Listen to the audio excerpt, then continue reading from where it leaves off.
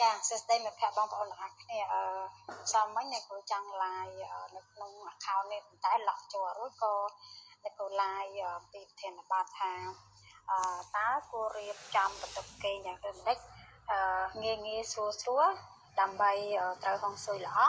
ហើយដែលអត់ចាំបាច់ចំណាយប្រាក់លើគ្រូចិនសាយគឺយើងអាចរៀបបានដោយខ្លួនឯងហើយឡក់អត់ចូលក៏អ្នកគ្រូ live នៅក្នុង account តាខ្លួនបានអ្នកគ្រូផិនចាណាតែពេលឥឡូវនេះអ្នកគ្រូឡក់ចូល account នេះវិញមានមិត្តភក្តិយើងមានសំណួរតអញ្ចឹងអ្នកគ្រូឆ្លើយបានណាចាផ្ញើសេចក្តីនៅលើកដល់មិត្តភក្តិបងប្អូននៅប្រទេសខ្មែរហងចានៅនេះគឺត្រជាក់អញ្ចឹងអ្នកគ្រូសូមពះអាវល្ងាសូមអធិស្ឋានចាអញ្ចឹងអ្នកគ្រូចង់ស្រុកពីម្សិលមិញណាការ live វីដេអូរបស់អ្នកគ្រូរៀងខ្លីដែរចាអញ្ចឹងបើសិនជាមិត្តភក្តិបងប្អូនទាំងអស់គ្នាចង់រៀបបន្ទប់គេងដោយខ្លួនឯងដោយមានប្រសិទ្ធភាពតាមក្បួនហុងស៊ុយដោយអត់ចាំបាច់យកគ្រូចិនសែទៅអ្នកនរអាចទៅមើលវីដេអូអ្នកគ្រូនៅក្នុង account ផិនចាណាកាលពីម្សិលមិញអ្នកគ្រូបានប្រាប់ថានៅក្នុងបន្ទប់គេងមានការជិះវៀងដូចជាម៉ាស៊ីនត្រជាក់ឬក៏ដង្ហាល់នៅពីលើក្បាលរំនេចាចំណុចទី1ចំណុចទី2ឬក៏មានអំពូលភ្លើងឬរំយោលឬអ្វីផ្សេងដែលនៅចំពីលើក្រេរបស់យើងហើយចំណុចទី3គឺខេរបស់យើងក្បាលក្រេត្រូវតែបិទឲ្យជាប់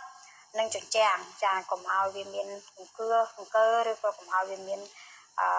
កន្លែងដើរចេញចូលបានគឺយើងត្រូវតែអាប់ចាហើយចំណុចទី4ពេលដែលយើងបើកទ្វារមកកុំឲ្យចំឃើញក្រេយើងតែម្ដងហើយចំណុចទី5កុំឲ្យគេងនៅក្រោមធ្នឹមផ្ទះរបស់យើងហើយចំណុចទី6អ្វីដែលសំខាន់តែអ្នកគ្រូចង់ជំរាបទាំងអស់គ្នានោះថាបន្ទប់គេងក៏ដោយបន្ទប់ទទួលភ្ញៀវក៏ដោយត្រូវតែមានខ្យល់ចេញចូលបរិយាកាសល្អចាអញ្ចឹងកុំឲ្យខាត់ពេកដើម្បីលំអិតច្រើនអ្នកនេះអាចរៀបបានដោយខ្លួនឯងទៅមើលក្នុងវីដេអូនៅក្នុង account ពិនចាណាចាអញ្ចឹងអ្នកគ្រូសូមបកស្រាយសំណួរបងអូនស្រីគាត់សួរថាអ្នកគ្រូចាស់ធ្វើមិនដល់ខ្ញុំដឹងថាដាក់ក្បាលតនីទៅណាទៅណីដើម្បីឲ្យបានត្រូវហុងស៊ុយល្អចាអ្នកគ្រូចង់ជំរាបថានៅពេលដែលយើងដឹងថ្ងៃខែឆ្នាំកណាច្បាស់ហើយអ្នកគ្រូគុណកណនីជូនទៅឃើញថាឥឡូវថាយើងត្រូវក្បាលតនីទៅខាងជើងឬក្បាលតនីទៅខាងកើតដោយសារតែធាតុយើងត្រូវការអញ្ចឹងនៅពេលដែលយើងកណនីតាមថ្ងៃខែឆ្នាំកណាក្នុងម៉ោងកើតយើងឃើញពេលដែលយើងដឹងថាយើងត្រូវការធាតុអីយើងដាក់ក្បាលតនីទៅហ្នឹងអញ្ចឹងឧទាហរណ៍ថាកណនីទៅគឺយើងត្រូវការធាតុទឹកអញ្ចឹងធាតុទឹកបែរមុខទៅជើងអញ្ចឹងយើងអាចដាក់ក្បាលតនីទៅជើងដល់ពេលធាតុភ្លើង